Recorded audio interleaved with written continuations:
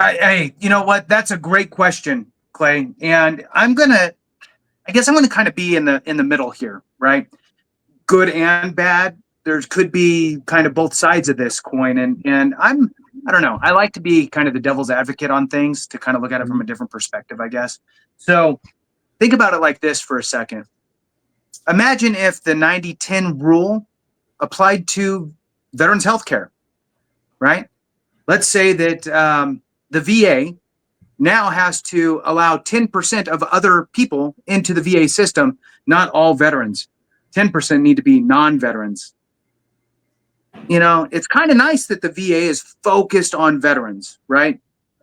So I think that if you look at the school that way, or the potential schools, there might be certain schools out there, and I don't know, but I'm again devil's advocate here. There might be certain schools that kind of got roped into this that may have been really, hey, I'm going to start, we're going to start this education platform school thing, whatever.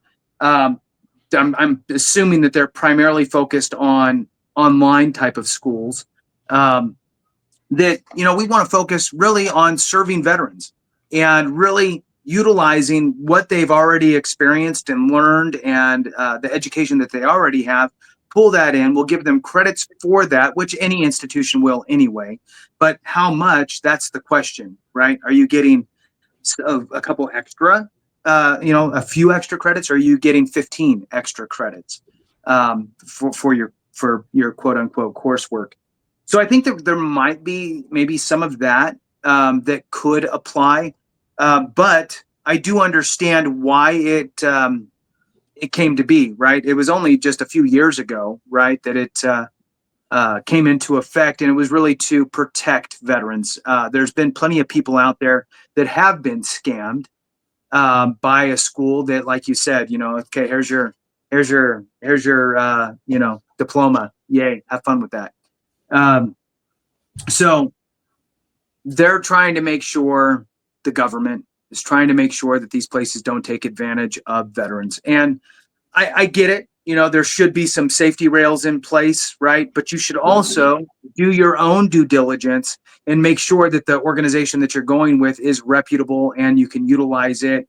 And if it's not accredited, either nationally or regionally, probably, I mean, if you're getting a degree in X, whatever, bachelor's degree in whatever, just for an example, and that school's not accredited nationally or regionally. And just for those folks out there that might be curious, it's funny because the regional accreditation is the more hardy of the two types of accreditation through the Department of Education. So regionally would be your like, University of California, Davis, right?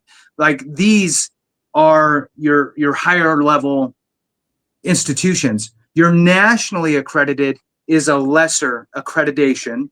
You can't go become a doctor with you can't be doing brain surgery with just a nationally accredited diploma or whatever. Same thing with like law. You can't go become a lawyer with a nationally accredited. You can't become a teacher probably with a nationally accredited credentials. You need to have regionally accredited. So you need to pick the course, the right avenue to get you to the end result of what you want to do, and make sure that you do your due diligence as a student, and make sure that this is going to deliver what you need. Sometimes, I hate to say it, the easier path isn't really always going to get you there. It's going to dead end at the doorstep. And in some cases, sadly, let's just say, like, for example, I have nationally accredited degrees. It's just so I could say I have one. I mean, it's not, it was still a pain. I had to write a lot of letters. I had to take tests or a lot of papers, and do a lot of tests and stuff, but it's not as stringent as a regionally accredited.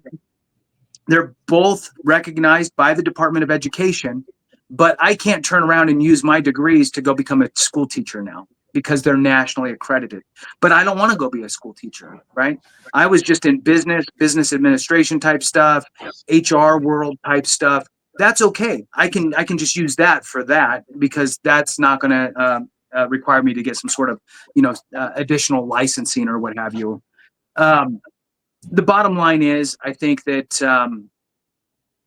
the 90-10 rule, for the most part, is probably a good thing and protects veterans from being, taken advantage of.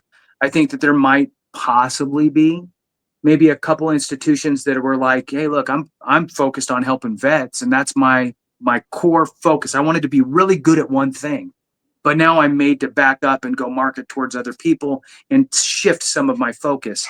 I don't know what place that is. I'd love to know if anybody knows of any of those types of places that were potentially negatively impacted by the 90-10 rule. I think it's one of those situations, and this is, I think, and then I'll kick it back to you, Clay. I think that this is a good example of how government works when you're trying to make decisions that impact every single person. You're going to get some good and bad, and you just have to make sure that what you're doing is going to be more good than bad. And you just go, this is just collateral damage. Sorry, organization X and Y. I know you guys were super solid, but we can't just do little carve outs and say, except for you. We have to do a blanket, and oh, well, go find 10%.